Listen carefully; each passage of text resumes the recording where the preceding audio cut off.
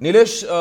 बड़ी कामयाबी थी और यही वजह है कि ऑपरेशन की पूरी जानकारी सुरक्षा वालों ने विस्तार से दी है।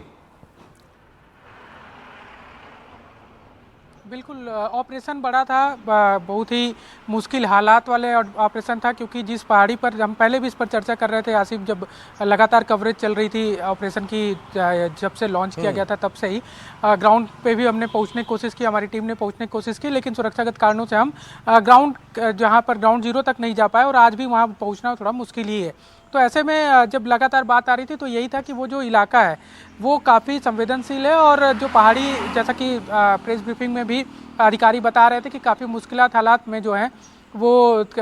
ऑपरेशन लॉन्च किया गया था, और उसमें 18 जवानों को वो घायल भी हुए थे, लेकिन वो राहत की बात है कि अभी वो खतरे से बाहर हैं, और लगभग 350 के आसपास आईडी जो हैं वो रिफ्यूज़ किए गए। मतलब आप सोचिए कि ऐसे ऐसे इलाके में जहाँ पर पग पग पर आईडी बिछा हुआ था, खुद नक्सली भी एक प्रेस रिलीज जारी करके इससे पहले बताए थे कि वहाँ पर आम लोग ना जाएं और खतरा हो सकता है क्योंकि हमने आईडी बिछा दी है। तो वो काफ़ी महत्वपूर्ण और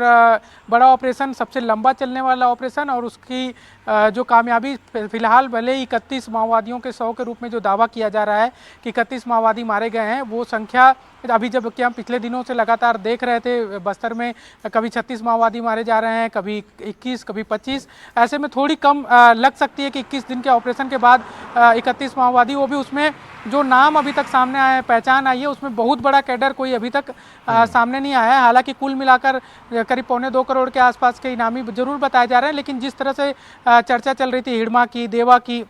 या इस तरह के कैडर की, जो कि काफ़ी अपने आप में बड़े कैडर हैं माओवादियों के, उनके नाम किसी भी ऐसी तरह के किसी भी लीडर के नाम नहीं है इन 31 लोगों में। तो इससे ये जरूर उम्मीद लगाई जा सकती है कि उस लिहाज से जरूर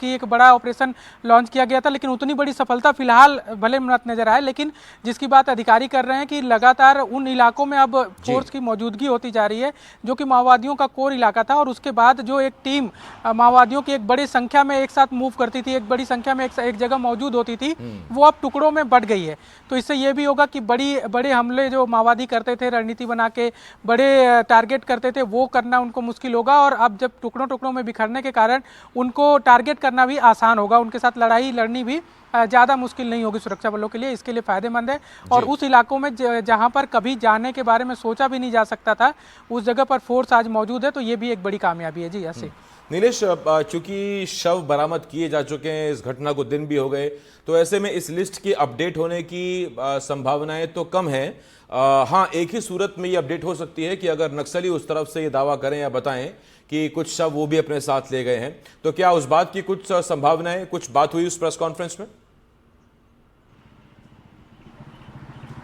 बिल्कुल, अभी तक जो जानकारी है, जिसका कि अधिकारी भी खुद भी कह रहे हैं कि 3100 हमने जरूर बरामद किए हैं, लेकिन इस बात की प्रबल संभावना है कि कई सारे बड़े कैडर माओवादी के जो हैं वो मारे गए होंगे या गंभीर घायल हुए होंगे, और गंभीर घायल होने के बाद चूंकि उस एरिया को घेरे हुए थी फोर्स की टीम, तो इतने दिनों तक उनको क्या इलाज मिला होगा, नहीं मिला होगा, इस पर जरूर इंतजार करना होगा।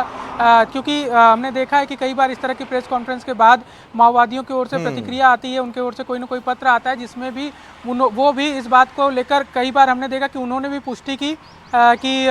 जैसे शुरुआत में जो इसी ऑपरेशन के दौरान जो शुरुआती दिनों में 3 महिला माओवादियों के मारे जाने की जो पुष्टि सुरक्षा बल के जवानों ने की थी, 100 बरामद किया था, उसको लेकर एक प्रेस कॉन्फ्रेंस एक प्रेस रिलीज आई थी माओवादियों की ओर से, जिसमें इस बात को की स्वीकृति दी गई थी कि हाँ, हमारे 3 महिला कैडर जो हैं वो मारे गए हैं। अब जो 31 का दावा किया जा रहा है, इसको लेकर क्या होता है, इसका इंतजार करना होगा। लेकिन उस रिलीज के बाद भी क्या कि वो कितना विश्वसनीय, उस पर हरदम लगातार सवाल बना होता है, क्योंकि वो किसी न किसी माध्यम से पहुंचती है, कोई डायरेक्ट फेस करने वाला नहीं होता है। तो ऐसे में उनके जो भी बयान आते हैं, उससे एक आकलन और मिलाप जरूर किया जा सकता है कि इनके दावे और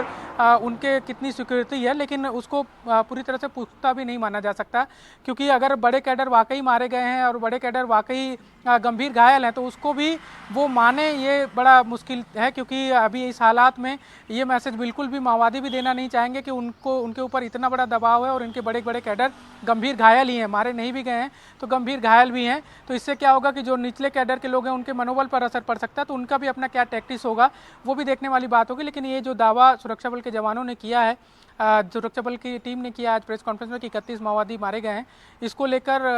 जरूर एक बड़ी प्रतिक्रियाएं और राजनीति भी छत्तीसगढ़ में शुरू हो गई है, क्योंकि आज पूर्व मुख्यमंत्री भूपेश बघेल का भी बीजापुर दौरा था। वो भी लगातार ये सवाल उठा रहे थे इस पूरे मामले पे कि आखिर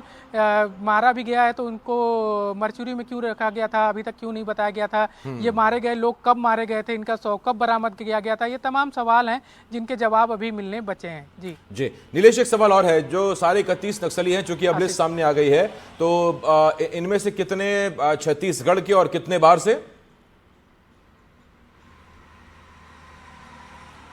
देखिए अभी तक लिस्ट आ गई है, लेकिन मैं जो मेरे पास जो लिस्ट है उसमें नाम जरूर बताया गया है और कई सारे उनके कैडर भी बताए गए हैं, लेकिन वो किस जगह के रहने वाले हैं, उनका एकदम पिन पॉइंट लोकेशन या फिर जो बोलते हैं एड्रेस, उसको लेकर मेरे पास जो लिस्ट है उसमें अभी तक नहीं है। तो ये कहना कि वो कितने छत्तीसगढ़ के हैं कितने बाहर के हैं थोड़ा सा मुश्किल है, लेकिन बताया जा रहा है कि ज़्यादातर इसमें उसी आसपास के इलाके के रहने वाले लोग हैं, बीजापुर सुकमा के कैडर हैं, जो कि उन इलाकों में सक्रिय माने जा रहे थे। ज्यादातर लोग जो हैं उन्हीं इलाकों के रहने वाले हैं जो 31 शव बरामद किए गए उनमें से। जी नीलेश, बहुत धन्यवाद आपका इस तमाम अपडेट के लिए। नीलेश मेरे सहयोगी इस वक्त इस बड़े खबर पर हम अपडेट कर रहे थे। करेगुट्टा में